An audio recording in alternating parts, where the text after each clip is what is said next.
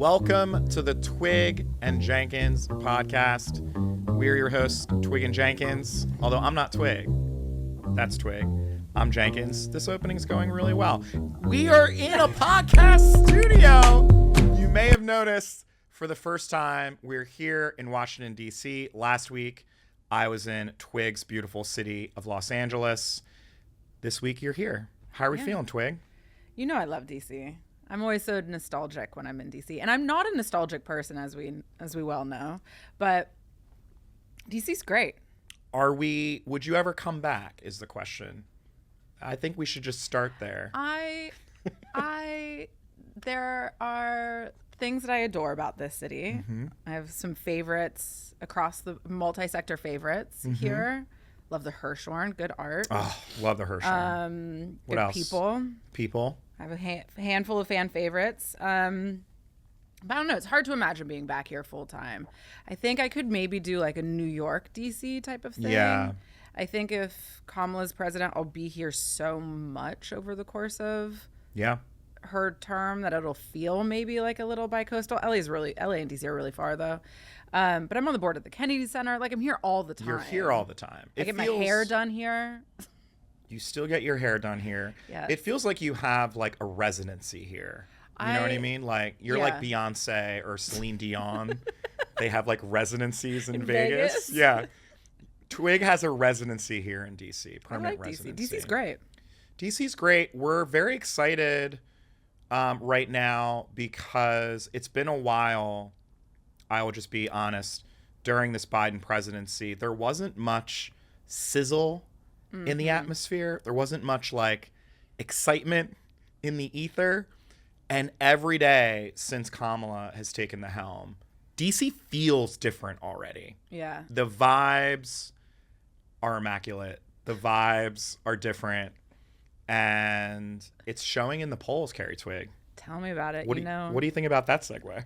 That was tight. I love it. We're going to get these podcasts down to like 45 minutes if you keep performing like that. It's really amazing. I have heard that from people here that I've been seeing since being in town. They're just like, it was such a palpable difference overnight. And I think part of why I will always love DC so much is what it was like to be 20 something and running around this town and Barack Obama being president. Yeah. Like that era was so extraordinary and so incredible. And like whatever part of me thinks if Kamala's president again, like you can reclaim some of that sort of cool, fun vibe that was happening and feeling, like the permissiveness of it. I'm super excited about. But, I have not paid any attention to the polls. You texted me a couple days ago that there was some good news. Go figure. Of course, I've not paid any attention to the polls. You're an organizer. You say fuck the polls. Oh. Sorry, Mr. Twigg. We got in like 3 minutes into the pod. Ignore the polls. But we have to give the people what they want, and we're going to dig into the polls a little bit. I like knowing them. I don't like feeling wedded to them or allowing them to affect my day, And so I like hearing about them in contained, controlled environments, like when you tell me when we're at a random podcast studio in DC. I love the polls. My closest comp to the polls is like baseball standings. Like I'm a huge New York Mets fan. I want to know where we stand every single day. And it's a long season. And so just because we've won a couple of games, we're down 5 or down 6, it just gives me context for where we're at. And so the polls this week, though, if you were a Kamala Harris fan, this is what you want. But okay, but that analogy is slightly different and this is why I don't understand the adherence to polls, because they're so much more subjective, right? True. It's about very true. It's about who you polled. Yeah. Is that a meaningful reflection that can be extrapolated to represent the actual voting base? Like it's so much the room for error is a lot different than the binary of like, did the Mets win? Did the Mets lose? How many RBIs? Blah, blah, blah, blah, blah. It's such a great point, but there's no other. This is the reason why we can't cover politics like sports. Yeah. Because there's no other comp. There's no other way other than fundraising dollars. Sure. From a political perspective, the metrics that we were focused on as campaign staffers were real things like voter contacts. Yeah, sure. How many doors have we knocked? How many text messages have we sent? Right. But those are very real metrics. But and those have are a much things closer one-to-one Yeah. in terms of being able to predict an outcome. 100%. But that information is not public. Right. We're not going to, like, David Plouffe and those guys are not going to say we've hit our sporadic universe in Ann Arbor, Michigan, right? Like, they're not going to let anyone know that. So we don't know how the race is other than the polls. Yeah. Like, there's no other way for us to know what the state of the race is. Well, we can wildly speculate. Which is what we're doing. Right, which is why we're here. What's the name of the show that you got me into that is like now my obsession? Hard Knocks. Hard Knocks. Yeah, I great love show. that show. Great show. And that, I think, there's space for some version of that because that happens that's a process story. That's about all the varying things that go into these decisions that create an environment that you can then operate a game or run a team from. Yeah. And that type of thing I think is missing because there's so much of that happening all the time. We just talked to your wife about so much of the stuff that you don't even know is happening behind the scenes in politics. I don't know. I think it's really fascinating. It is. So here's the thing, though. You have to gird yourself. I almost feel like the polls are a cautionary tale because you're totally correct that they give you a false sense of security. Right. A false sense of hope. Yeah. You let your guard down. You start thinking about, when we win as opposed to if we'll win. And if you were a Kamala Harris stan, as we all are now, apparently. According to Joe Rogan. We're all being gaslit. The polls could not be better right now. I'm excited to see how high the ceiling goes. Yeah. Right? Like, will we hit the ceiling or will this just continue to get higher and higher? New New York Times Siena poll has Kamala Harris up in 3 states. Pennsylvania, Wisconsin, and Michigan. These are 3 states that they had Trump up less than a month ago. Huge swing. The Real Clear Politics breakdown has not changed that dramatically because, again, it's an average of polls. So that one poll they're factoring in across a series of other polls. But they have Kamala Harris up in Wisconsin. They have Kamala Harris up in Michigan. They still have Trump up in Pennsylvania. His lead, though, is like 0.6, 0.7. So we would have taken a whole percentage point off since the last time we talked about Whole percentage point. Exactly. You got your notes. Whole percentage point off in Pennsylvania. As we've discussed, Pennsylvania is the most important state. It's like the tipping point state. The election goes through Pennsylvania.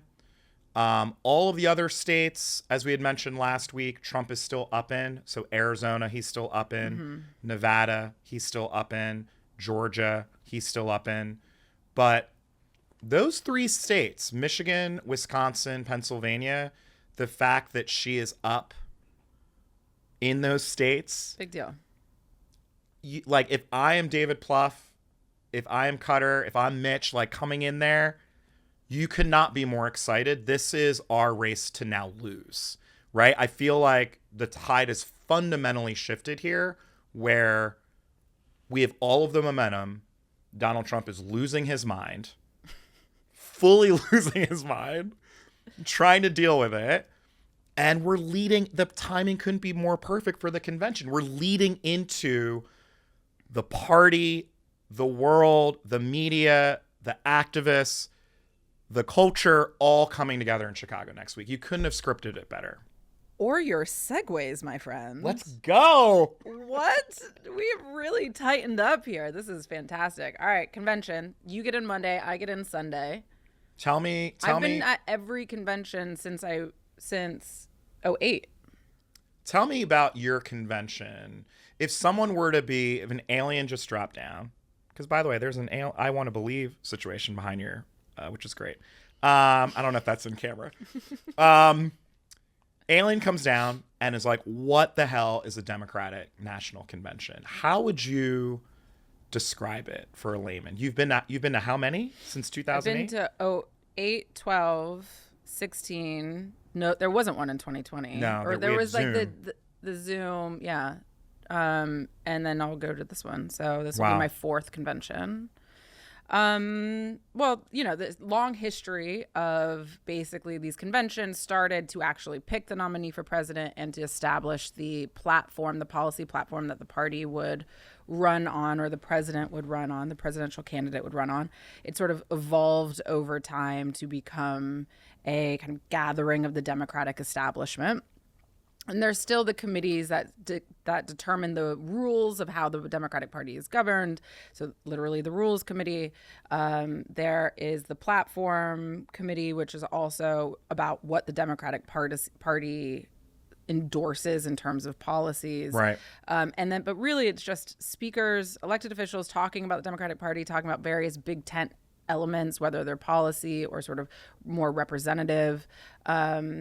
And it's a chance for, it's the biggest sort of media moment for Democrats to show their wares to the American public, to anoint and the nominee, make it official. They're no longer the presumptive nominee; they're the actual nominee. It's the kickoff of the traditional kind of campaigning cycle. It used to be that it was you would announce your VP nominee like right before, like we saw with JD Vance. Loser JD Vance, and notable cuck, and it's also just a chance for people like me who are kind of quote unquote loosely part of the Democratic establishment. I used to be much more officially kind of in the mix.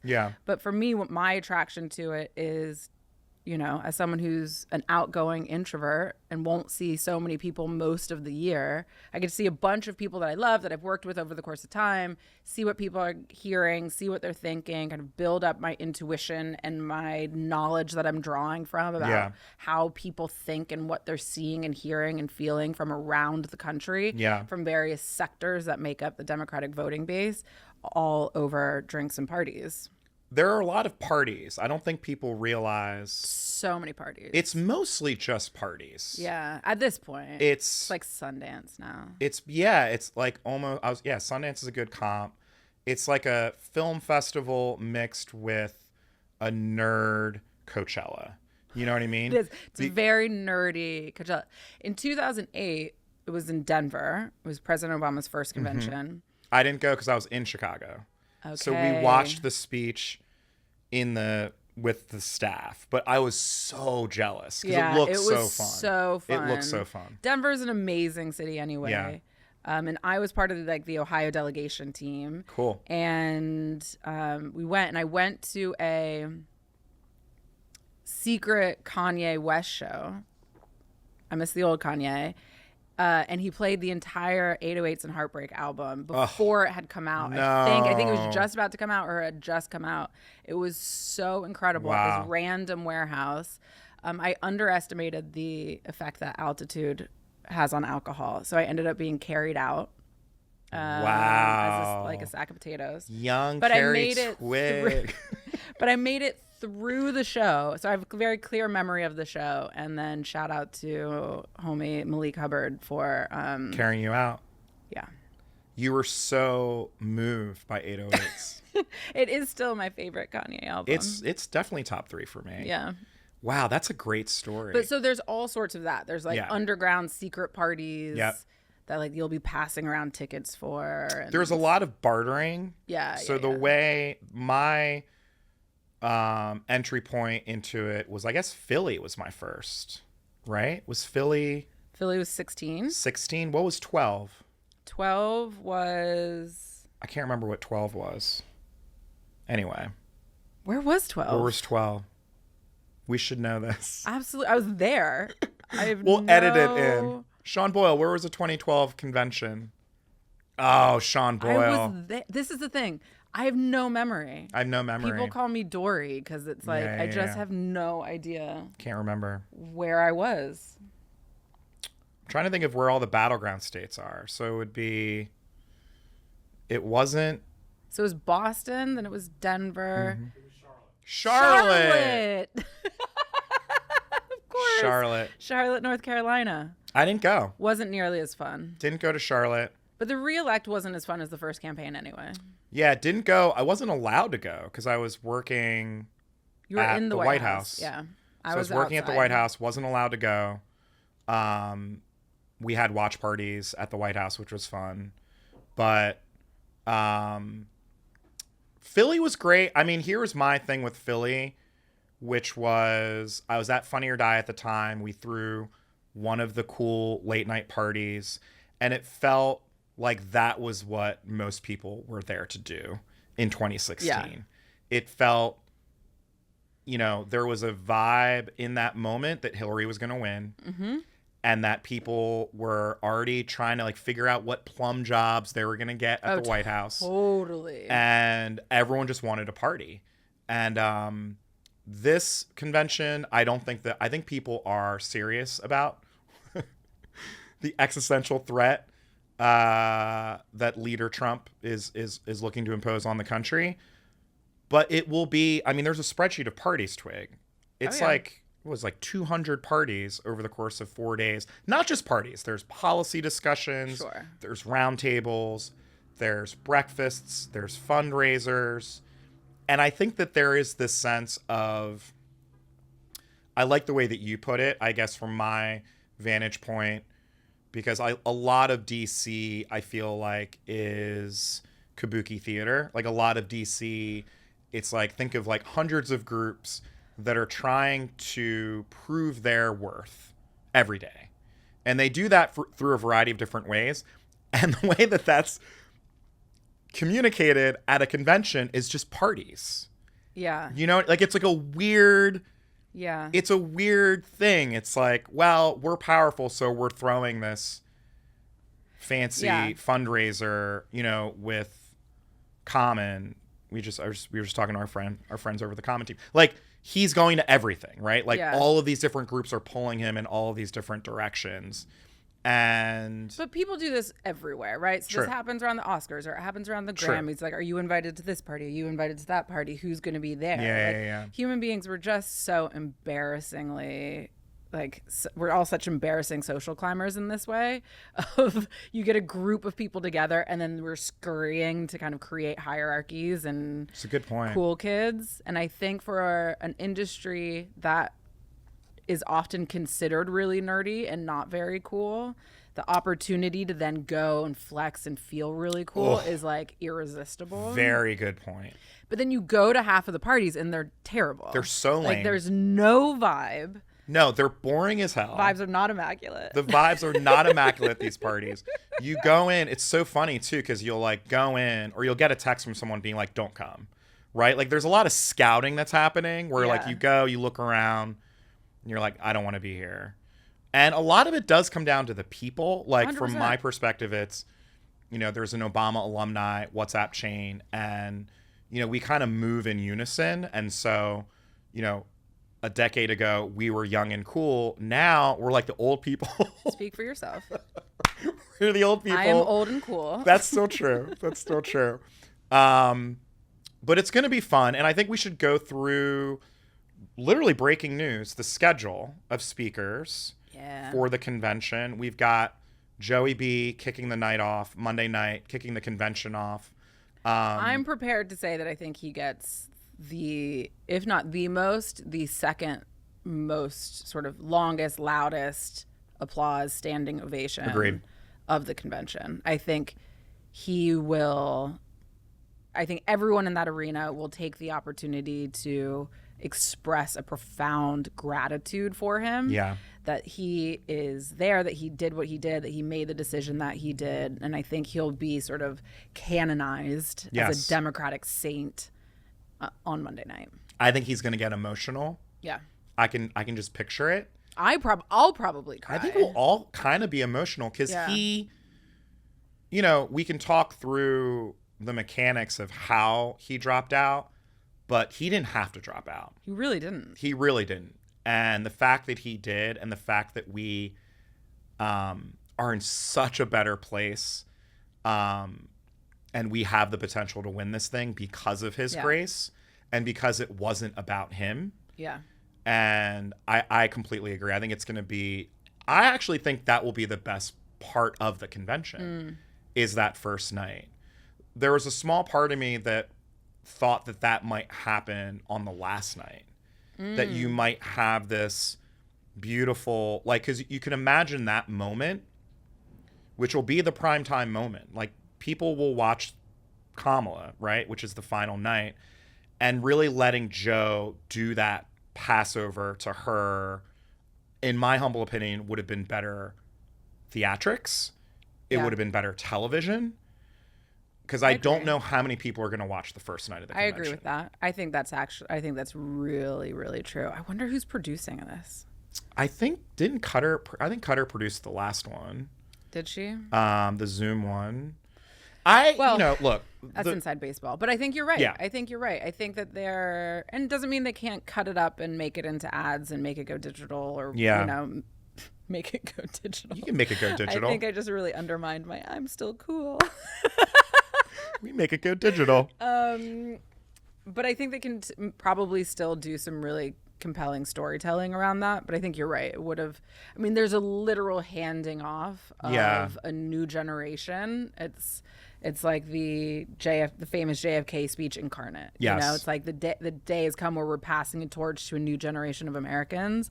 And I think drawing that visual, I think you're right. But again, there's still going to be 80 some odd days. There's going to be so many time for them to do that. There's so many opportunities. I do like the idea of starting the convention week on a high note like that. Yeah. Because, the other alternatives, you lead with maybe a Barack Obama, right? Or maybe you lead with, there are a lot of options, but leading with the current president, it also allows him to get back to DC to do his job as well. Right. And you want to have Kamala have her own moment. Absolutely. Her own night. Yeah. Which will be quite beautiful. So we've got Joey B on night 1. Night 2, we've got Barack. Along with Hillary Clinton, which I was not thinking that the Clintons would speak. Oh. I didn't think so either. I was actually catching up with a friend of mine who works closely with her, and she had mentioned, because I asked her if she's going to be at the convention, and this is very inside baseball, by the way. And literally, as of 2 days ago, my friend didn't know yet. So I think that the ask to Hillary sounds like it was pretty recent. But yes, it was confirmed, unless. Well, I mean, that she's been at the top of the ticket for like 10 days. Yeah. So. unless the news is wrong, unless it's fake news. Yeah. Hillary Clinton speaking on day 1. Okay. Bill Clinton speaking on day 3. Which is wild. Okay, so Joe Biden, Hillary Clinton, night 1. Yep. Night 2 is Barack Obama. Big question mark whether or not Michelle Obama will speak. They would be insane not to have Michelle speak. I don't think it's whether or not they want her. I think it's whether or not Michelle wants to. She was by far the best speaker at the last convention. It wasn't even close. She was so good. Are you talking about the Zoom convention, or are you talking about the 12? last real convention? Or Sorry, 16. I don't count the Zoom Okay, so convention. there's a controversial statement out there that I'm prone to agree with. Is this a hot take? Is this a hot take from Twigg? Yeah, which I don't love to offer, but someone said something to the effect of Michelle Obama's when they go low, we go high thing that we all sort of rallied around and championed, like set the Democratic Party back for a decade.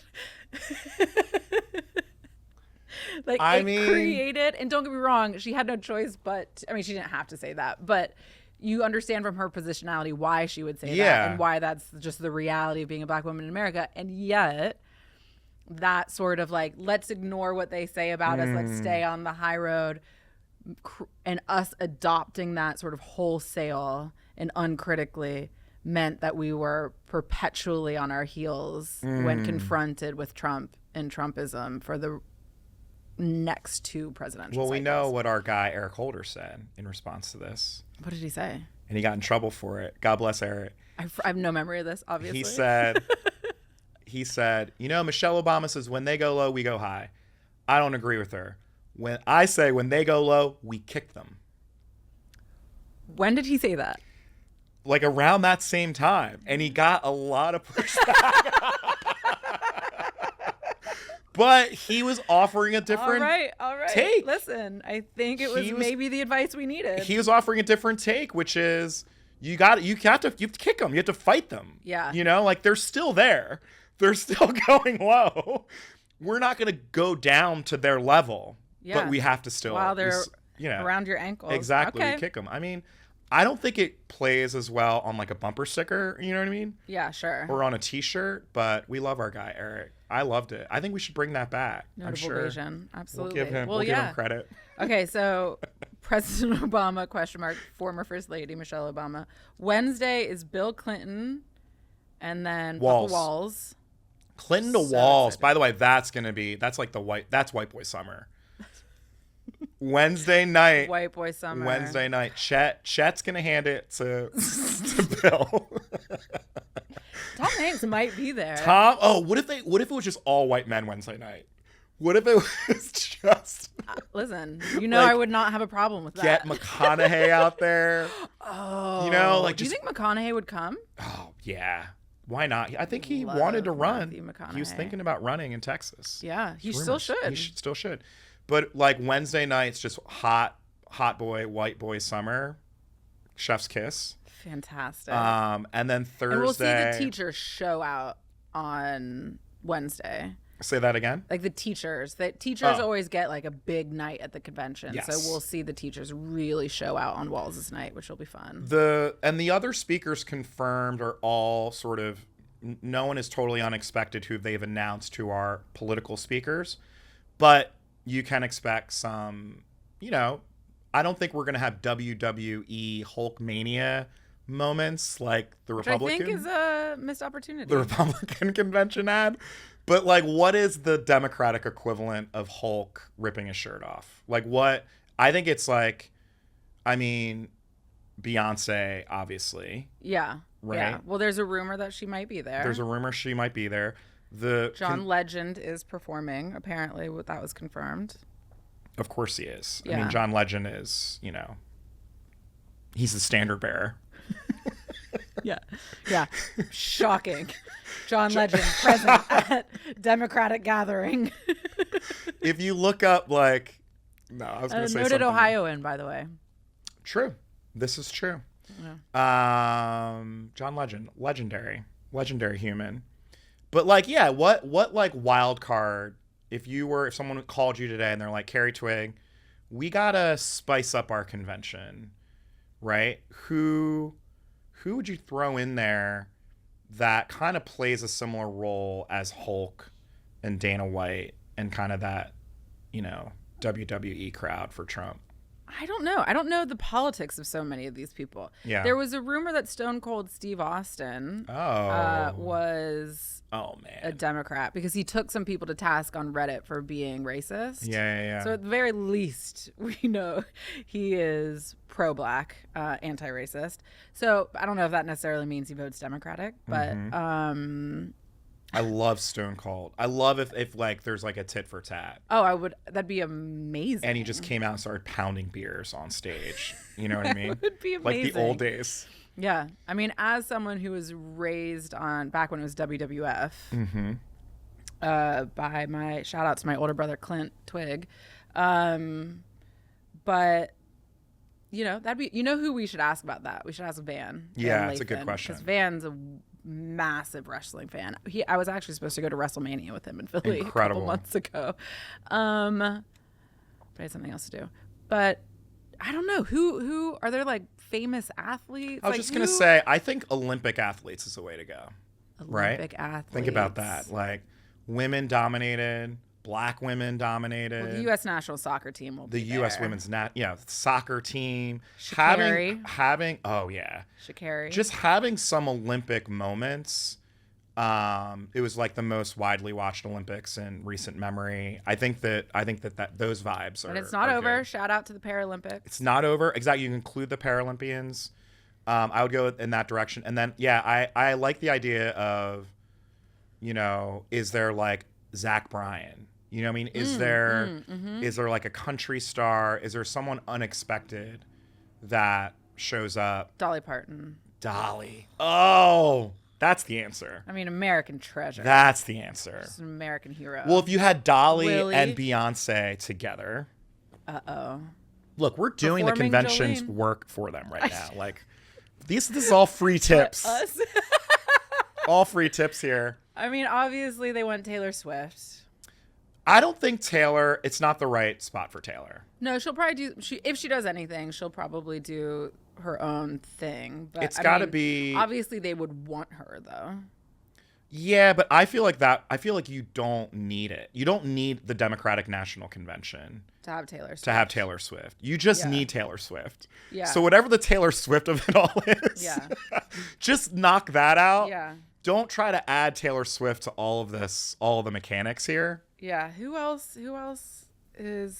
would be surprising? I mean, what are like Garth Brooks's politics? Has he ever done anything? He did something. He came to the White House, didn't he? I think the closest we got to Garth was Brad Paisley. Oh. Brad Paisley came to the White House. He performed, I think, for the 4th of July. But Garth, I don't think Garth. I think he's out. I don't think he does anything. Yeah, I don't think he does anything political. Pretty non-political human. But overall, here's the thing about the convention. I think it will be very widely watched because of this momentum that we're just describing. And because, you and I are watching the Kamala speeches. She's kind of like yoking Trump's vibes, which is, I haven't seen this much enthusiasm. Like, these rallies are real rallies. Yeah, they're wild. They're wild. And they're bothering him so much. He's so pissed off. It's so funny. He's so pissed. It's so funny. It's like the baby is melting down. He's on Truth Social. He's like retweeting random troll accounts that these are AI doctored rallies. Like, my man is losing. I mean, not that he had his marbles to begin with, but my man is like losing. I mean, what it shows is like he's worried. Yeah. Which give me the other thing I rely on you for, polls and news generally, but also the machinations of the internet right. How are they Did feeling? you watch the Elon Trump interview? Oh yeah. I mean, I tried to. Oh yeah. I tried to. Oh my God, it was Discuss. a mess. Yeah, tell me. Yeah, so for those of you who may not have, like me, because I'm a glutton for punishment and I watch the far right religiously, Trump had a live Spaces with Elon Musk. It didn't work for the first 45 minutes. People couldn't get into the space. Once it got going, I mean, there were a lot of people watching this thing. And I think Elon has said that it's upwards of like 50 million people watched. What? It's what he claims. claims. Can that possibly be right? It's what Is he there claims. any public analytics about that? It's what he claims. I think that I don't think that was live viewings. I think it's like, how like a live will go out and then people can return to it and watch it or listen to it. Because there's no watching, by the way. This is all audio, which is so bizarre. I don't know why you can't just have, like, we can all just FaceTime. We all have Instagram Live. I don't know why there's no video, but there's no video. Trump had a weird lisp situation. Mm-hmm. I don't know if he had been drinking or he was just tired. Does he drink? Maybe I'm not sure if Trump drinks. Maybe he was drinking cough syrup. I don't know what it was. His voice didn't sound like his voice. He had a different sort of tone and tenor. It was awful. I mean, it was really bad. I mean, it was like, Elon Musk doesn't know how to do this. Right. So bad in what way? So Elon's a bad interviewer. Trump is just trumping along. And what'd they talk about? They talked about my favorite moment of the Spaces was Trump was telling Elon about him really like staring down Vladimir with regards to Ukraine, and he was like, Vladimir, no way, you can't do this. There's no way. And then Vladimir apparently responded back, took off his shirt, got on a bear. Yeah, responded back like, no way. And then apparently Trump responded with, way. Stop it. I'm not lying. This is nice. I don't know if there's a transcript of that high-wire conversation. diplomacy. I love it. Wayne's World reference. I don't know what was happening. Cool. Great. But yeah, it was great. Elon has invited Kamala to do the same. What would you say no to that? No. Yeah. Elon just too. I am for her showing up in places that are contentious. I think anyone who wants to be president needs to be able to be on all manner of media and access, right? And yet there are some people that you can just say no to because they're so disingenuous as to just not be worth the time. I mean, and I think Elon has lost sort of whatever reasonable credibility you could expect. Like, no. Agreed. He's too all over the place. He's too kind of nakedly and brazenly self-interested and motivated. He has no concern whatsoever or compunction about the truth. This is somebody who's putting up deep fake videos about all. It's just And then by agreeing, you're sort of confirming or platforming him 100%. Which you can't do when you have so many other options. True. You have the Twigg and Jenkins podcast right here. For your first interview with as a Democratic nominee for president. With our dozens of viewers. I'm kidding. There's dozens of us. Insists you not swear. Exactly. No, I agree with that. I mean, that's actually really great. We're really segueing here. Like, speaking of Van is going to be so proud of us. I know. We're segueing like champs. That is, speaking of the far right, that is their big pickle of the week. Last week they were hitting Kamala on that we're being gaslit. The media is creating all of this. This week they're following it up with Kamala's afraid to talk to the media. So you could see how contradictory that they can be. It fits into the broader theme of she's refusing to take an interview with a reporter because the media is doing her work for her, right? When in reality, she's doing more to meet the people where they are than we've seen in recent memory with all these rallies and, 15,000 people in these arenas. Every one of these rallies, she's also meeting with activists and organizers and people on the ground. Like, she's doing the work. Yeah. But what the Republicans want are tough questions. Why isn't she going in front of, journalists? And why isn't she, she's just letting people like you and I do her work for her. Well, I mean, listen, even if she were doing the opposite and she were doing nothing but staying in D.C. at the Naval Observatory, the vice president's official residence, and only talking to reporters, that would be the thing that they critique. Sure. Right? Be like, she's not getting out there and meeting the people. She's not like, so I think less about what they criticize, whether she does the thing that they're criticizing her for or not. They'll just come up with something else. Yeah. That said, it is an interesting contrast in that Trump will clearly just show up and for 2 hours be with Elon or for 3 hours be with Aiden Ross, or he does so much of this. He does. She's not done since she's become the standard bearer. She's not done it yet. I think it's the right move. Right. I like this move. I like that it's a little bit of a scarcity effect where it makes her rallies that much more compelling and interesting. It's like, you want to see Kamala Harris?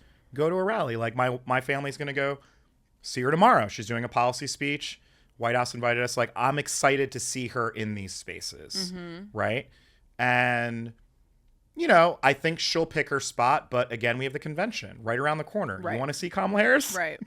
Watch the convention, create scarcity.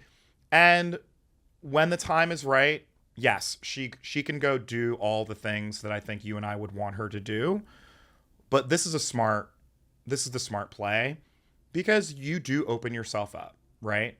And every communications and every campaign decision is risk reward. For sure. What do we get out of this? For sure. What's the upside? What's the downside? I will say Trump being out there more on media is very smart, but it also shows how quickly the tides have changed, because his Montana rally had like 800 people there. Like, to be fair, it was bad. I mean, there are no people that live in Montana. And the people that are there are really far away from each other. True. This is true. All right. In defense of our friends in Montana, there's no one living in Montana. But I was surprised. Yeah. You know? And it's exciting to see the Democratic Party full of all of this energy. And yeah, we'll see. I mean, the debate, I think, speaking of our next topic, it also raises the stakes of the debate that much more. Yeah, so he backtracked and said he will now do the ABC debate. He's now doing the ABC debate September 10th. He's offered to do 2 more debates in addition to that. Oh. So he's offered to do it. Yeah, he's all over the place. So he's like, I'll do the ABC debate. Let's do a Fox News debate. Let's also do another one. Okay. Interesting. Which is interesting. He wants, I think now his sense is, I'm good at this. Right. I'm good at debating. I took down your boy. And I'm not getting as many press. I'm not getting as much press as I was. Not getting as much press. Commanding as much of the lion's share of the news cycle. And he wants to, I think the other canard or red herring. Did I use the word canard? Did I use it appropriately? I don't know. Who's to say? Who's to say, Carri? It's right. But the other big thing that's happening on right-wing media, because I love it so much, is our girl Tulsi Gabbard. This clip of Tulsi during this debate, the last Democratic primary debate, where she takes Kamala to task over a series of things. And it keeps being held up as this is how Kamala's whole campaign was scuttled and destroyed. This like 2-minute clip, not even 2 minutes. It's just like 1.5 minutes of Tulsi kind of making shit up. I mean, some of the stuff was like sort of accurate, but it was not entirely accurate. And again, like the Charlie Kirks of the world, the Ben Shapiro's of the world, like they keep holding up this clip as you can take down Kamala Harris, right? So I think that could also play into why Trump is so adamant about like, I want to debate her as much as possible. Oh, that's some real. Yeah. And okay, that's some interesting. Do you think it's right? Do you think that analysis is correct? I think that there's no doubt that debates, we saw it with the Biden debate. Debates are important. Yeah, sure. I mean, I don't know. I was of the mind that debates aren't important. It's almost like polls aren't important, right? But oh, interesting. But I think in this day and age, and maybe especially because the beginning of the end for President Biden came on the debate stage, I think the stakes of this debate are raised tremendously. Yeah, sure. And I can't remember. I think Kamala was fine during her debates. Like, do you remember those primary debates? There's like 20 people on the stage, too. No, I don't remember. I remember Marianne Williamson the most out of those debates. Oh, yeah, she was great. She was great. She was so high. She was Dude. So high. Dude. Right? She was high as a kite. I don't think that's true. She was like, I love she was very, I mean, I think that's who she is. She had high vibes. Oh, that's just the way she is all the time? I think having met her in real life, in person a handful of times, I actually really personally like her. Yeah. But I think that she just was such a foil to... She was just bringing such like new agey speak to a stage that had no... people were just like, what are you talking about? But she was the best. She seemed like a normal person. Yeah. A normal high person. That was my vibe. But I do think, and this was sort of like the promise of Tulsi in the very, very beginning, before she sort of went red pill or whatever is happening with her, is like the Democratic Party has missed for a long time sort of a peace candidate. Right? As someone 100%. Who's willing to be sort of unapologetically on the left, and not just from an economic standpoint, but from the soul of the Democratic Party, like the soul of what we're doing, to be a stand-in for sort of what you have on the evangelical right, but like a part of the left that is rooted in a theology that isn't just the personal religiosity of whoever the individual candidate is, but is talking about like Marianne Williams, like a theology of love and like how that informs her policies or whatever. I don't know how we started talking about Marianne Williamson. Let's go. But it's like, I always like candidates like that. And Same. It's all part and parcel of like, I think candidates should have to be scrutinized on all sorts of media platforms. I also think every candidate should be primaried. I think the idea that you wouldn't primary a sitting president is ludicrous in a world where we only have two parties. Like, everyone should be able to defend the title, like defend the belt. That's what makes you the champ. And so what are we talking about? I couldn't agree more. I mean, no, this is great. This is great stuff because that is. But to debates. You have to debate. You have to debate. They are incredibly important. Like, you have to show your wherewithal. And you have to show your ability to withstand public scrutiny, to withstand public pressure, to show up under the bright lights and do your job. The job is like, you're technically in the easiest part of the job. It's only going to get worse. The minute you're sitting behind the Resolute desk in the Oval Office, like, your problems compound in a way that no 45 people on the planet can possibly understand. Wait, not all of them are on the planet, but however many living presidents there are. There's a few. We've got a few left. Six living people can like truly understand. No, I agree with. By the way, a lot of what you said is interesting because that is another argument from the right. I feel like now I'm just the right whisperer, which is. Did I just accidentally liberal myself all the way to the right? Maybe you did. Yeah, a little bit, because that's another huge argument, which is Kamala didn't earn this, right? That this has been an anointment. This has been a coup to get Joe Biden out. But I don't agree with that. I don't agree with that either, but I just mean to say, I think we need to learn from this as Democrats, and I think healthy primaries are good. Like, I think it would have been very good for us to have, even though Joe Biden, we knew he was going to win, I think there should have been some younger candidates willing to make the case and willing to, as you're explaining, lay out a compelling alternate vision of where we stand right now as a Democratic Party. We didn't have that. We didn't have a primary, right? Right. And so we didn't get that opportunity. There was that one guy. Oh, yeah. What was that guy's name? I don't know. That guy was great. He had great hair. I can't remember his name. Guy was great. But, yeah, the debate, you're right. The debate with Trump will be that for most people. I don't think that people really know who Kamala Harris is. No. It's very evidenced by the fact that her poll numbers have so dramatically shifted. That leads me to believe that there was just a very low information gap that existed.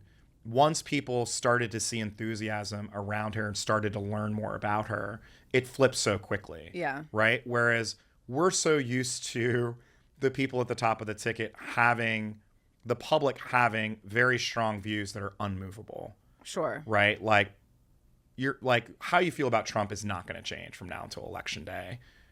And the exciting thing about Kamala Harris is, like, we haven't even seen her ceiling. Right. You know, it would be interesting if they got someone, which, I mean, listen, half the party might revolt at this idea, but if they got, like, George W. Bush to speak at the convention. Oh, chef's kiss. Not that he would ever do it, but, I mean, maybe he would. You know, he loves Michelle Obama. I was just going to say, if it was Michelle... Yo, he would totally do it for Michelle. He would be up there for Michelle. No, a Republican. I mean, what Republican would you want out there if it's not George W. Bush? Because Mitt isn't going to do it, and I don't think he Mitt wouldn't do it. I don't think probably. Mitt gets you. I don't think Mitt really gets you much anyway. You know. No, but I mean, there's such slim pickings of Republicans who haven't kind of just been fully submissive to Donald Trump and the kind of MAGA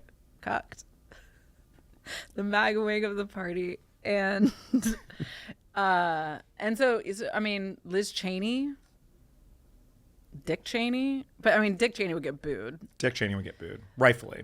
Right. But I don't know, like, who's standing up Republicans for Harris?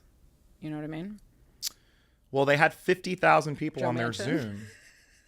Yeah, Joe Manchin. Speaking of Zooms, this is a Zoom I can get behind. Wait, 50,000 Republicans for Harris? 50,000 Republicans for Harris. Now, couple things. Okay. Do we think all of these people were Republicans? Probably not. What were you on? No. I wasn't on this one. Wasn't on this one. I was worried if I go on it, like, am I outing myself as a Republican? So I didn't want to go on it. But I'm curious, like, how many of those were actual Republicans? Sure. You know? I have to think so many. I mean, my mom's side of the family is quite Republican. Yeah. And particularly amongst the women, I'm afraid to ask some of my uncles. But, I mean, Trump is just beyond the pale. Yeah.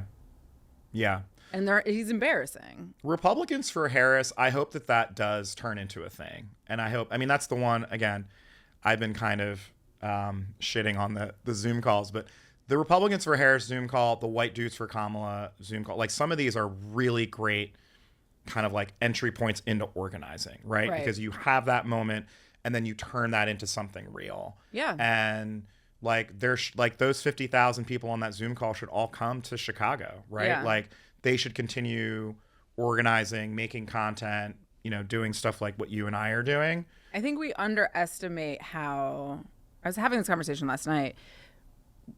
I think there's such a lack of awareness about how fun campaigns can be. Yes. Oh, great point. And just like how delicious and nutritious for the human sort of spirit collective endeavors are. Yeah. And feeling like you are a part of a collective purpose. Yep. With other people. Like that's why people have choirs. That's why we are literally designed to be in collectivity together. That's why we go like to the baseball field or to football 100%. arenas. And political campaigns have that same type of thing. Unfortunately, it's adversarial, but with other groups of human beings. But if you give people a way to participate, and that was the thing that made Barack Obama so radically effective, and the volunteerism of that campaign really kind of catapult him in this fascinating way and sort of usher in a different era, was honing in on that really natural and inherent human desire to be in shared purpose. Yes. And then make it fun and make it fly and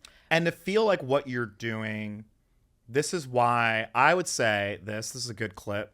Like this moment, I'm producing this already.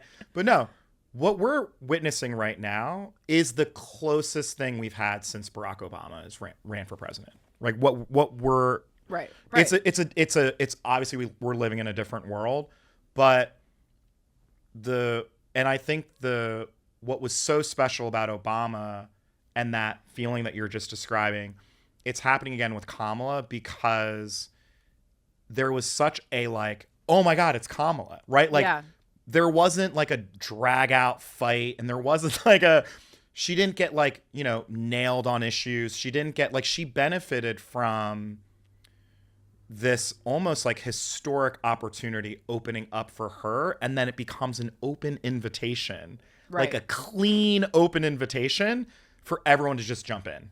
Right.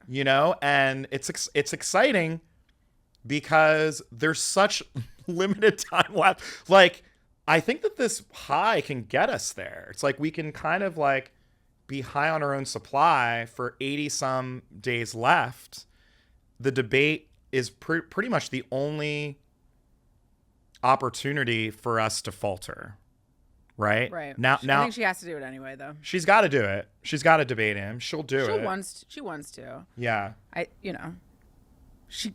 This should be. It's tough. Lawyers can be really tricky, right? Because it's like she's so good, but then will the rules of the debate support the way that she best flourishes? I mean, I think what so many people on the left, why they came to love her, was the way that she prosecuted Brett Kavanaugh. Yeah. Right. And so she has a really distinct ability and talent for being confronting while also being incredibly precise, that I think could potentially rattle Trump so much that he just starts trumping to like a huge extent. He's going to trump as long it. As she doesn't get rattled, right? He's going to be good. My only worry with the debate and I'm sure they're working out already, is she kind of inherited the biggest challenges of the Biden presidency, and the border stuff's going to be really tough. Yeah.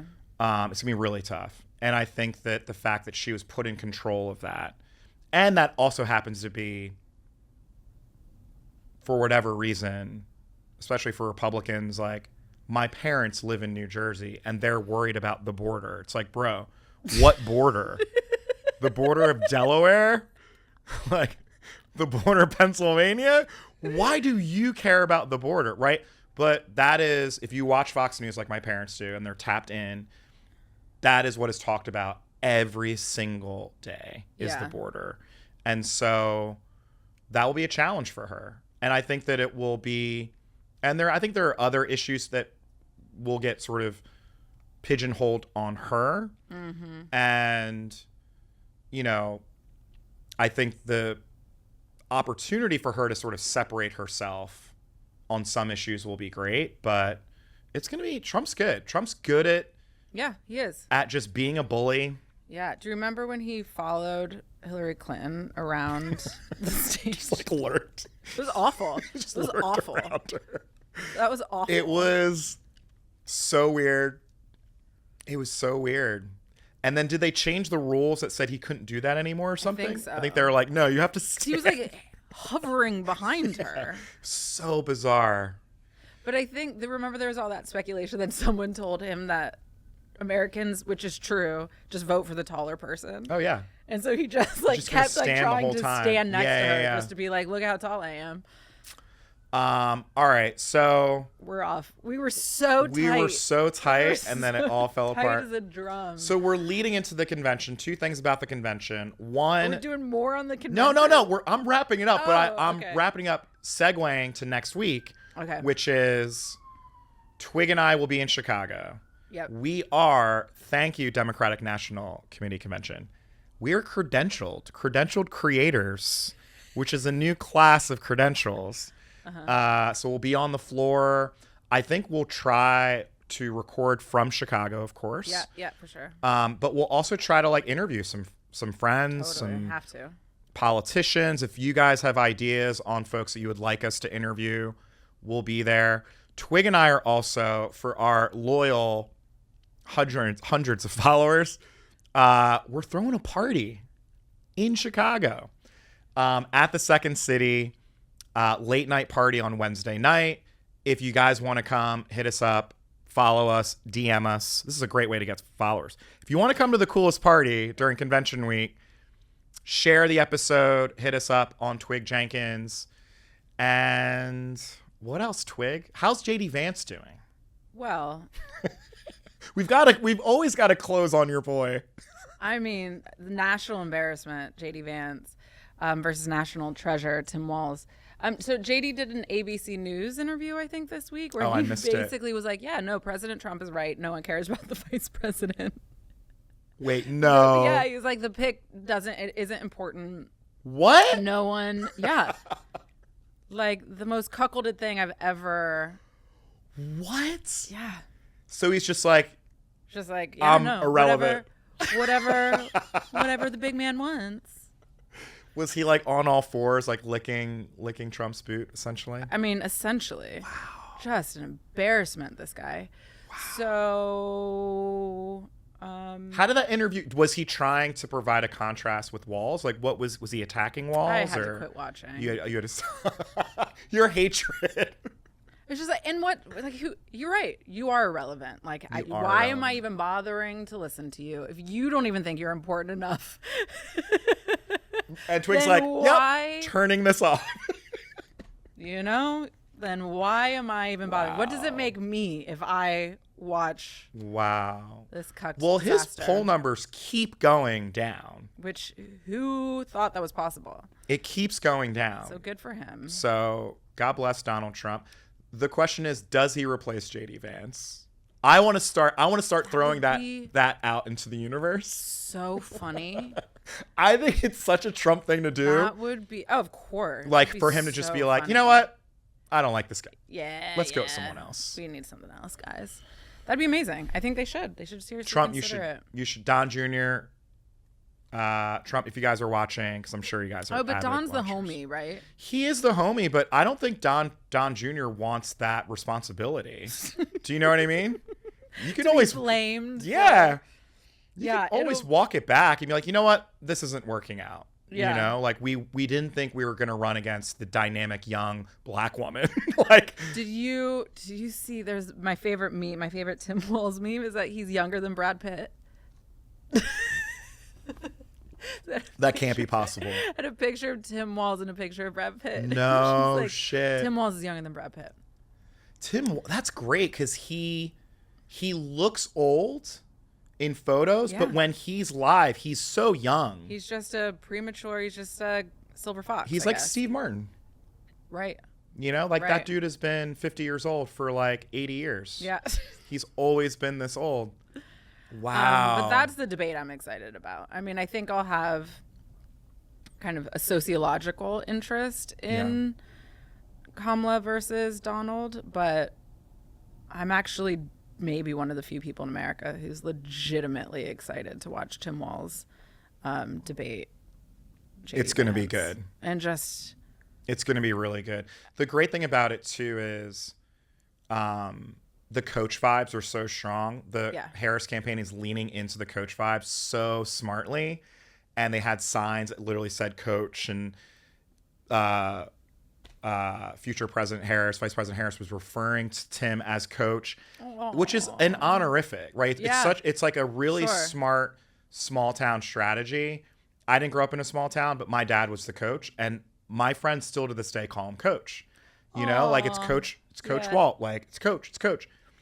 And he has that veneer of like, I'm just your coach. I'm just your public school teacher. But he also is like really good at cutting him down.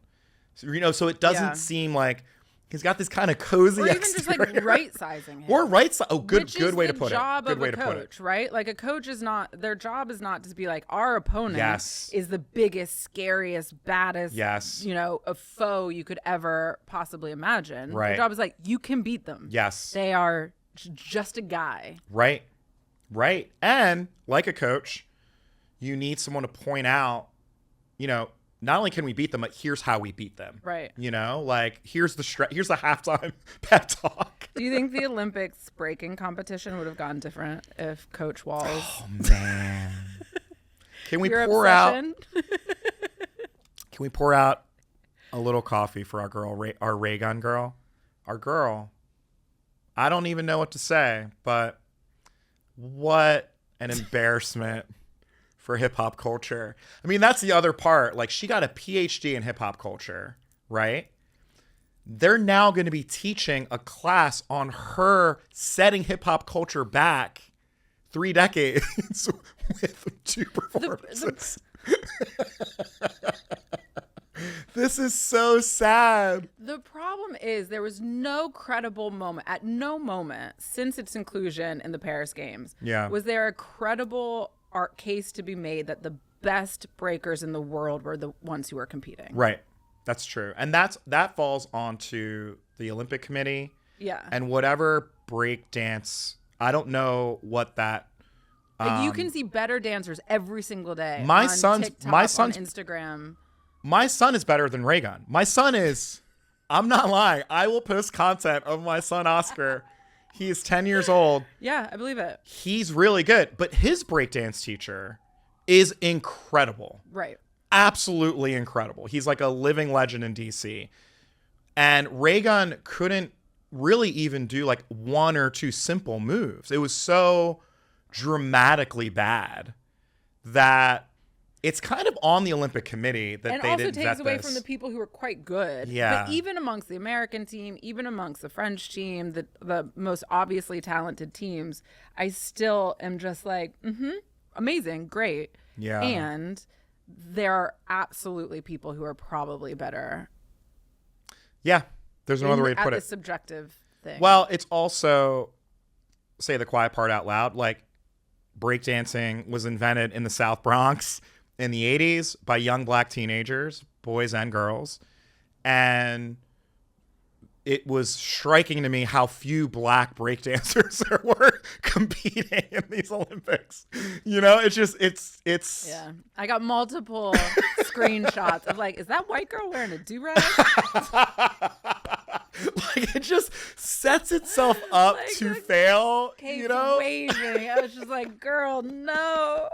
It's the whole idea around it. I was excited by it at first because I really did think it was going to be the celebration of hip hop culture, but we were going to dominate, right? Like, it's almost like watching basketball. It's like, although we didn't really dominate this year, but, you know, in previous years, it's like, this is our sport. This is all our culture. We won the gold, babe. That's what counts. It's all that counts. And here is how global this is. Like, see how excited Japan and, you know, Australia and how all these other countries, how excited they are about hip hop culture.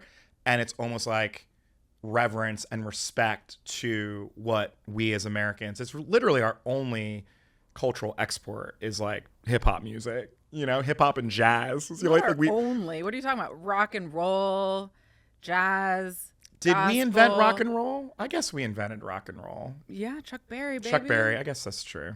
I mean, hip hop westerns. Westerns? Yeah. Oh yeah. Like cowboy culture. Okay. All right. I take it back. Not the only cultural export. Absolutely take that back. That's not a thing. I'm taking it back. But what we had instead was like, our team was not that great, which was so surprising.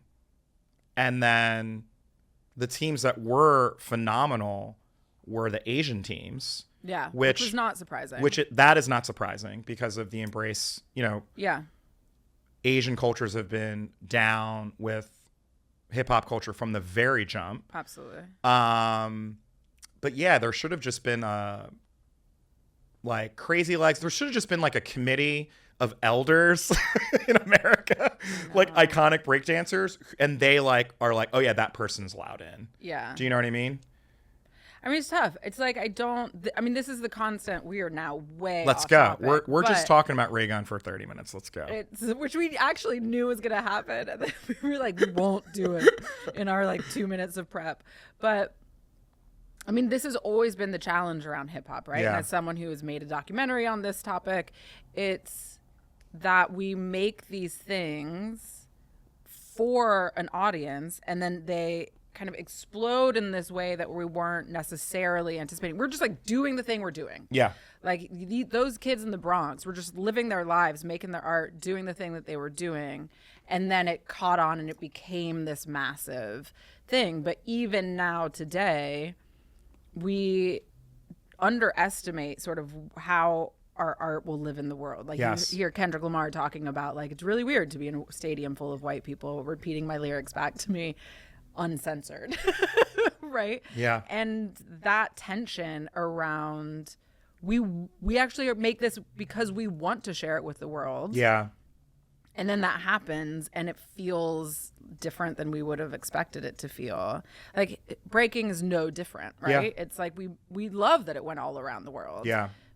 And then when they participate in it and then and then it becomes something that is lauded and famous and that you can now get a gold medal for, and we are not participating in the same way, it's questionable. But also, we opted out of it, you know? I don't know. Yeah, I don't know good way to put how it. Much of it is actually, I seriously doubt that anyone was trying to exclude Black breakdancers. No. You know what I mean? 100%. But like, did any of them want to? Did any of them care? Do any of them care at all about participating in the Olympics and making it a competition in that kind of codified way? I actually don't know. Yeah, and the way that they staged it, we're going to keep going with Raygun. The way that they staged it was interesting, right? Because traditionally, this kind of Olympic sport is not one-on-one. It's like, it's equivalent to like gymnastics. Or like rhythmic gymnastics where there are a series of moves and you're scored and you're just kind of performing. Right. But the way that they tried to adopt this like cipher. Yes. Cipher dynamic. Exactly. This kind of like battle one-on-one vibe. And the fact that it was so, I think, poorly executed, where you had ray gun, like trying her hardest to, and this is a professor of hip hop culture, which is the other part, which is so so painful. But she was like, it almost felt like sociological, where she's trying to like mimic like moves to like, you know, like she's trying to like one up people, and she was like yawning. But these are all things I'm sure she's seen images of real breakdance battles, like back in the 80s. You know what I mean? And so it was just, it was a fascinating document to watch. Yeah. Like I felt like we were watching some version of sort of the gentrification, commodification of culture in such a global way. And this is what happens. Like, it was such a backlash. Yeah. Yeah. Such a backlash. And I wonder, and I think her race also had a huge part to do with it. I actually don't. You don't think so? Okay. Because I think Black people, and I obviously can't speak for all of us, but I think Black people are often, think about like an Apollo crowd. Yeah. Right? That's a good point. If you're good, and you do right by the form, and you do right by the craft, and you do right by style and edge or whatever, we will reward you for it. Yeah. Like, Black people are quick to give praise if praise is due. And if she had been incredible, I think we would have stood behind her. Good point. I'm just thinking like, but because she was so bad. Yes. And yes. Yeah, then it became. And she presented herself in a way that, again, if you're a professor, it was cartoonish. Yeah. Like, if you're a professor of hip hop culture, you should know how to dress. You know what I mean? Like, that is a huge, giving real Dozel. Yeah. Dozel vibes. Well, and I'd read an interview with her like the week or two before the games, obviously after her performance. Yeah. And she, like, how miscalibrated this woman was to her reality was shocking. She's like, I can't wait to get on that stage and like change people's perceptions about what the human body is capable of. Like, the movements the human body is capable of. And it was like, oh sis, man, that is not what you were doing up there. I feel so bad. The question is, will she be allowed back at this university to teach hip hop culture? It's Australia, isn't it? Yeah. Australia, I mean. Come on. And on that note, another episode of Twigg and Jenkins goes off the rails. We will be back next week from Chicago. We're having so much fun. The cool thing about the pod is we've only got 80 some days left. So you're going to see us in so many different places. Yeah. Right? Yeah. Let's do this. Can't wait for I got to find out how to get to that VP debate. Oh, yeah, definitely. If anyone knows how we can get credentials to the VP debate, please let us know. Hit us up. Do the internet thing. Use all that enthusiasm. Oh, the internet thing. To love. So, little housekeeping. I think that's what we call it in the podcast industry. It is. Twigg and Jenkins is on Spotify. In fact, full episode video podcasts are on Spotify. We are on YouTube, Twigg and Jenkins. We are also on Instagram. Someone brought this to my attention yesterday that we are not on Apple Podcasts. So we're going to fix that. Oh, and we'll put the pod up on Apple. That's the one you listen to. We forgot about Apple. Because I color code my apps, coordinate them, and the purple works nicely. Yeah. Well, we'll get up on Apple Podcasts. And then we're going to also continue to do lives, and we're going to have more special guests. Yeah, so maybe we should do lives and an episode at the convention. Oh, yeah. Perfect. But hit us up at Twigg and Jenkins. Thank you to our loyal followers. Thanks, Dad. Yeah. Apologies for my cursing. No, this is much improved. I think because you can slide a few past. I only had like 2. JBKB. Right? How many did I have today? 2? 2 to 3. 2 to 3. I mean, but really within the margin of error. I think we're fine. We're doing great. We're doing great. All right. Peace, y'all.